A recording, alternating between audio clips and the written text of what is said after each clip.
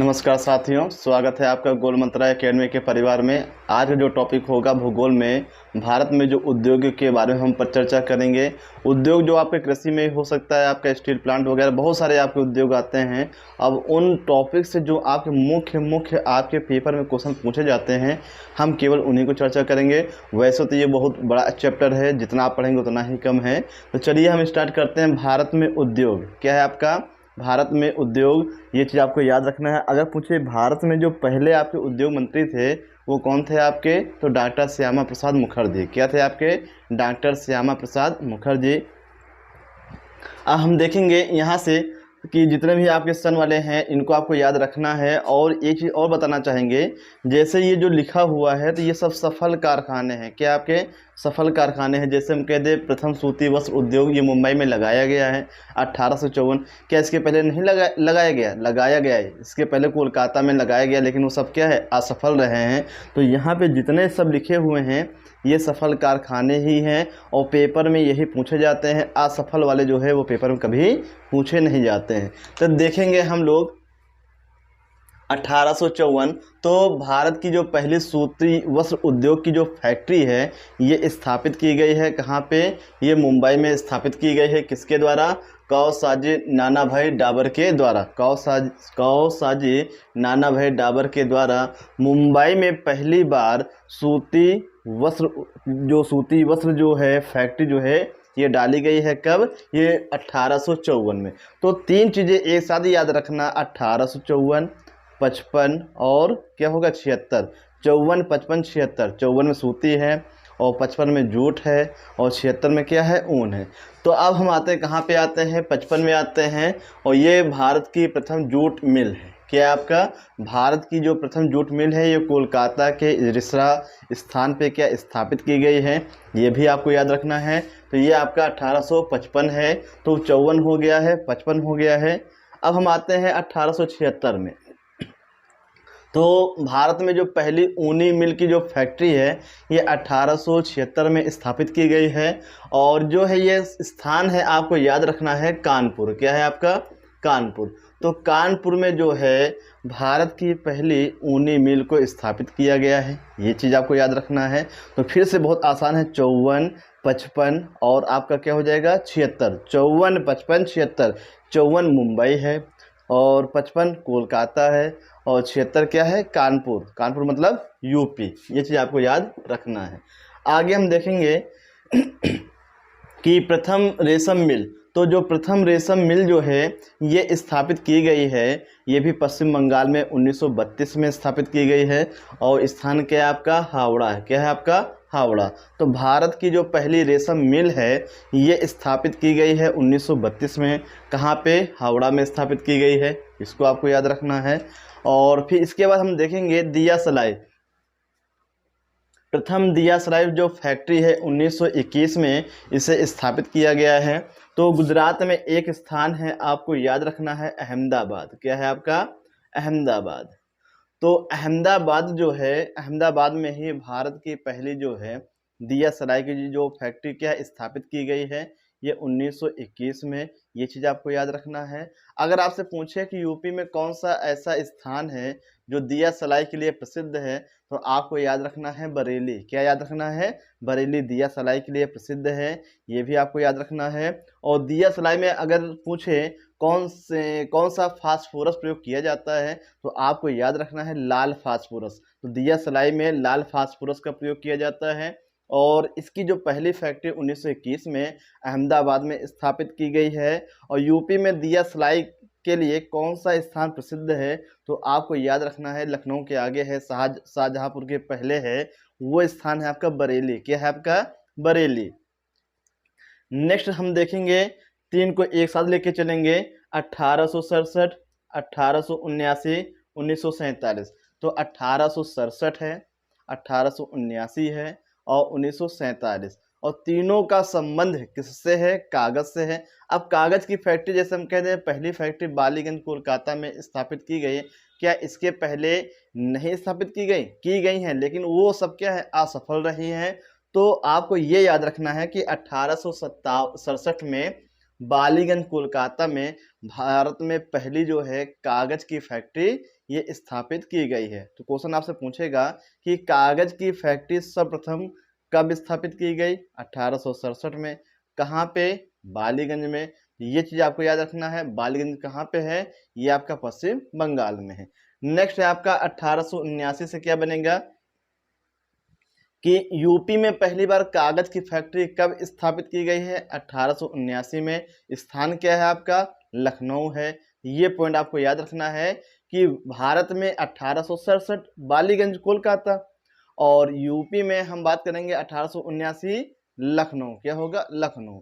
अगर आपसे पूछे कि भारत में पहली बार अखबारी कागज की फैक्ट्री जो है ये कहाँ डाली गई है? नेपानगर। कहाँ पे है? नेपानगर। तो नेपानगर आपका मध्य प्रदेश में है और प्रथम अखबारी कागज फैक्ट्री है भारत की, और इसे स्थापित किया गया है 1947 में। कब? 1947 में। तो यहाँ याद करना बहुत आसान है, 67 79 47, 67 79 47, इनको आपको याद रखना है। आगे हम देखेंगे 1903 में क्या है? प्रथम चीनी मिल। जो प्रथम चीनी मिल है ये आपके स्थापित की गई है भारत में 1903 में। आपको स्थान है आपका यूपी में, स्थान है प्रतापपुर। क्या है आपका? प्रतापपुर। किस जिले में आता है? देवरिया में आता है। कहाँ पे आता है? देवरिया में आता है। गोरखपुर के आगे क्या पड़ता है आपका? देवरिया पड़ता है। तो वहीं पे भारत की जो है पहली चीनी मिल की जो फैक्ट्री स्थापित की गई है 1903 में, ये भी आपको याद रखना है। अगर आपसे पूछे कि जो चीनी किससे बनती है? गन्ने से बनती है, और गन्ने का उत्पादन भारत में सर्वाधिक किस राज्य में है? तो आपको याद रखना है यूपी में। तो यूपी में गन्ने का उत्पादन सबसे ज़्यादा होता है। लेकिन आपसे ये पूछे कि गन्ने का उत्पादन प्रति हेक्टेयर सर्वाधिक कहाँ पे होता है, तब आपका आंसर होगा तमिलनाडु। क्या होगा? तमिलनाडु। और विश्व में जो है चीनी का उत्पादन सबसे ज़्यादा ब्राज़ील में होता है, जबकि चीनी का कटोरा क्यूबा को कहते हैं। चीनी का उत्पादन विश्व में ब्राज़ील में सबसे ज़्यादा होता है, लेकिन जो आपका चीनी का कटोरा जो कहा जाता है वो क्यूबा को कहा जाता है। ये चीज़ आपको याद रखना है। ठीक उसी प्रकार जो है क्या कहते हैं, भारत में अगर चीनी उत्पादन पूछे तो कभी यूपी हो जाता है आगे, कभी महाराष्ट्र हो जाता है। तो ये करंट का क्वेश्चन है, तो इसको आप करंट के हिसाब से पढ़िएगा। जबकि गन्ने का उत्पादन जो है भारत में सबसे ज़्यादा यूपी में होता है, और प्रति हेक्टेयर गन्ने का उत्पादन ये तमिलनाडु में होता है। इसको आपको याद रखना है। तो ये आपका टॉपिक कंप्लीट हुआ है। यहाँ हम देखेंगे 54 55 76। क्या याद रखेंगे? 54 55 76। सूती जूट, सूती हो गया आपका, फिर क्या हो गया? जूट हो गया, और फिर क्या हो गया आपका? ऊन हो गया। फिर 32 में क्या? रेशम हो गया। 1932 में क्या? रेशम है। फिर 21 में माचिस है। दिया सलाई को क्या कहते हैं? माचिस कहते हैं। फिर 67 79 47, 67 79 47, और लास्ट में आएंगे हम लोग 1903। तो सन को ऐसे एक बार पढ़ के निकल जाएंगे तो सन आपको कभी क्लियर नहीं होंगी। तो आपको कम से कम 5-6 बार इसको क्या है, जैसे आप कोई चौपाई बार बार गुनगुनाते हैं, उसी प्रकार इसको भी बार बार कहना पड़ेगा, मुझसे कहना पड़ेगा, तभी ये चीज़ें क्या हैं, दिमाग में बैठेंगी। आगे हम देखेंगे कि अभी मैंने बताया कि भारत के प्रथम औद्योगिक मंत्री कौन थे? डॉक्टर श्यामा प्रसाद मुखर्जी। तो उन्होंने ही पहली बार जो प्रथम औद्योगिक नीति घोषणा की है, किसने किया है? ये डॉक्टर श्यामा प्रसाद मुखर्जी। और ये तारीख है आपकी 6 अप्रैल 1954। क्या आपकी? 6 अप्रैल 1954 को याद रखना है। तो ये चीज़ आपको याद रखना है। थोड़ा इसमें मिस्टेक है, इसको सही कर लीजिएगा। तो ये आपका है 1948। क्या है आपका? 1948 में डॉक्टर श्यामा प्रसाद मुखर्जी ने पहली बार जो है औद्योगिक नीति की घोषणा की है। ये आपको याद रखना है। ठीक है, 6 अप्रैल 1948 को। जबकि जो 1956 अभी लिखा था वो दूसरी बार, 1956 क्या है आपका? वो दूसरी बार होती है, वो पेपर में कम पूछा जाता है। अगर आपको लिखना है तो 1948 में पहली बार, और जो दूसरा सन लिखा था 1956, ये क्या है? ये दूसरी बार है। तो पहली बार जो औद्योगिक नीति की घोषणा हुई है 1948 में हुई है। इसको आपको याद रखना है।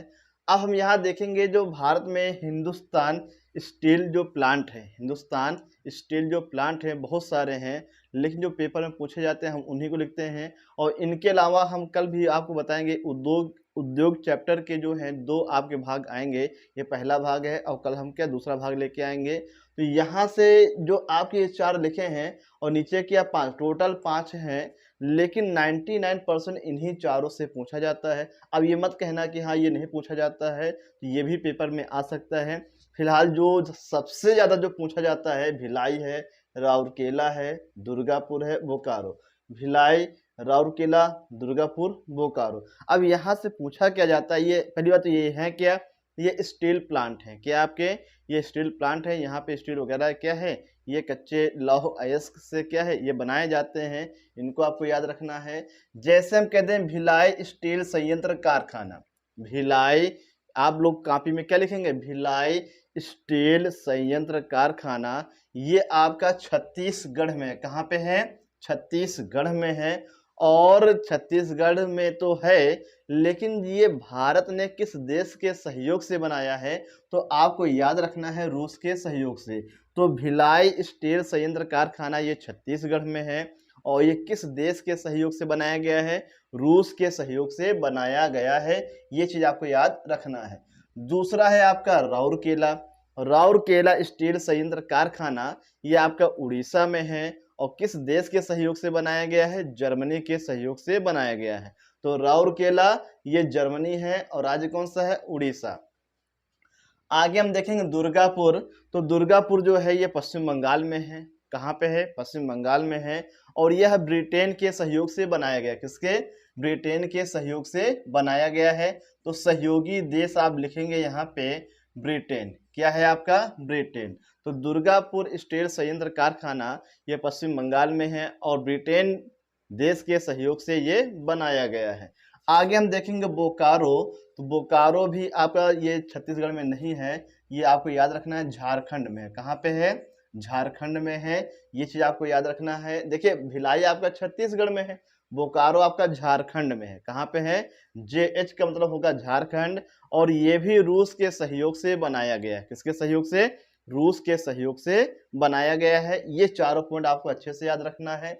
अब देखिए एक पॉइंट और यहाँ पे कह दें कि जो आपका भिलाई है, राउरकेला है, दुर्गापुर, तो इन तीनों का निर्माण दूसरी पंचवर्षीय योजना में हुआ है।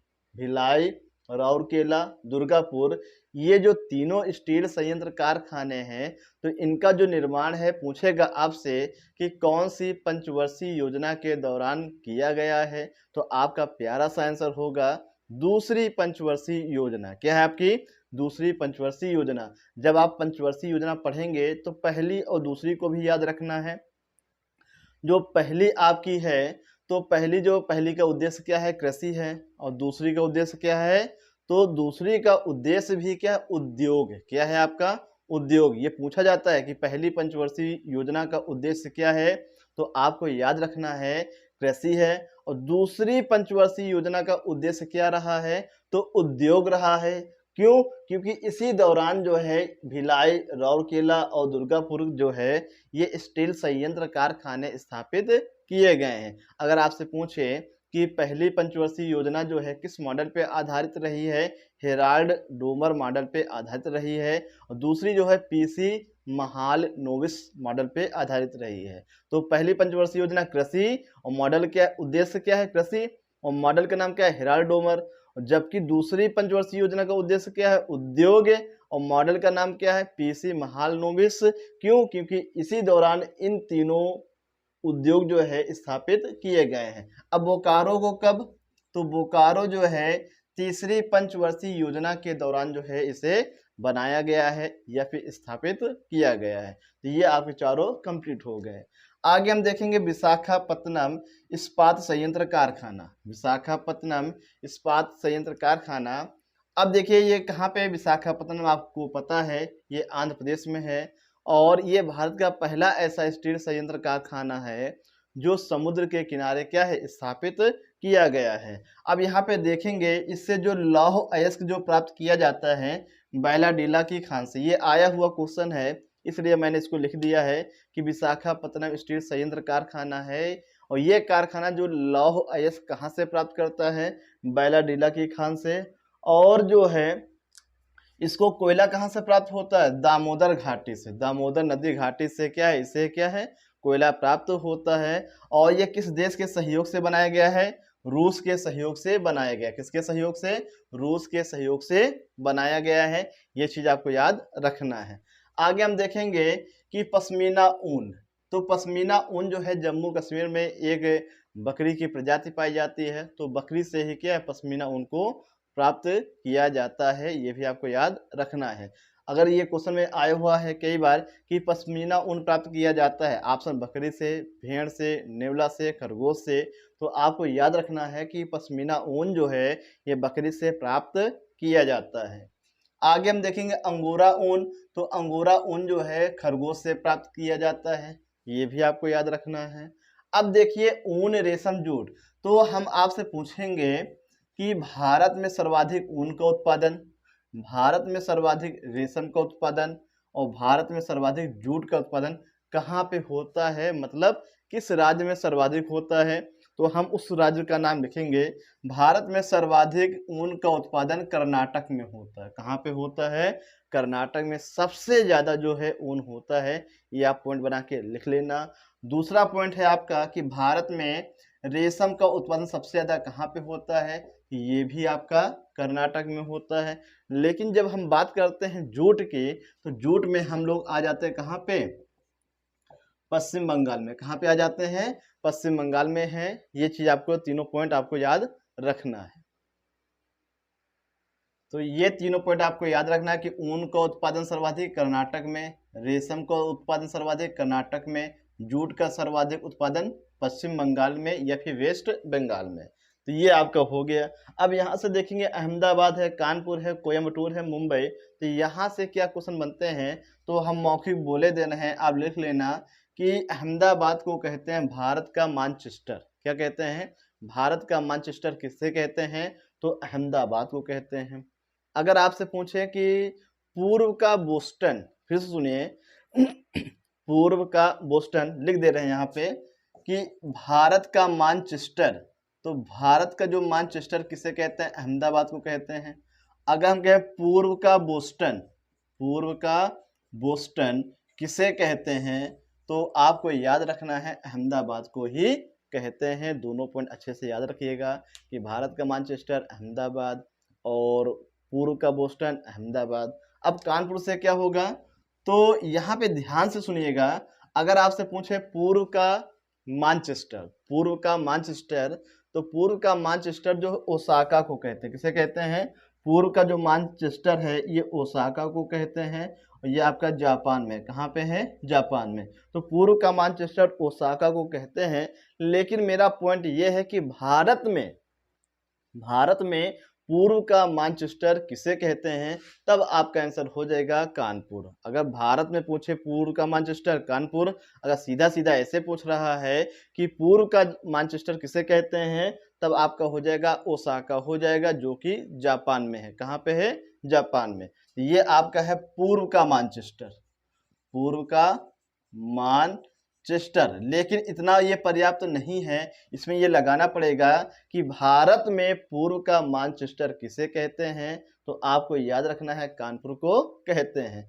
अगर आपसे पूछे दक्षिण भारत का मानचेस्टर, दक्षिण भारत का मानचेस्टर, ये कोयम्बटूर को कहते हैं। किसे कहते हैं? कोयम्बटूर को कहते हैं। ये चीज आपको याद रखना है। और जो है मुंबई को क्या कहा जाता है? ये कॉटन पॉलिश कहा जाता है। क्या कहा जाता है?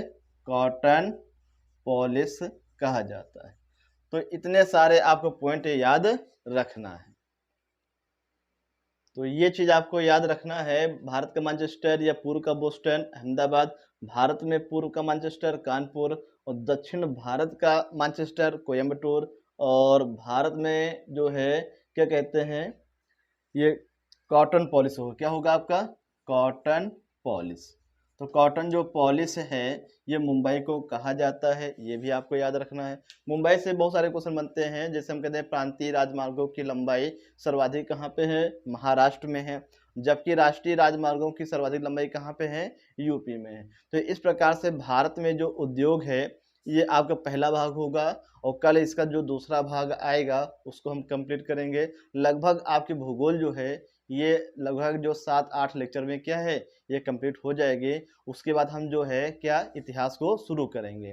तो रोजाना की तरह आज फिर आपसे क्वेश्चन पूछेंगे। आज आपको बताना है कि गांधी जी का एक कोटेशन है, गांधी मर सकता है लेकिन गांधीवाद नहीं। तो आपको ये बताना है कि गांधी जी का ये तो कोटेशन है, ये तो सबको पता है कि गांधी मर सकता है लेकिन गांधीवाद नहीं। तो गांधी जी ने इस कोटेशन को राष्ट्रीय कांग्रेस के मंच पे ये कब कहा है और जिस अधिवेशन में कहा है वो उस अधिवेशन का नाम बताना है।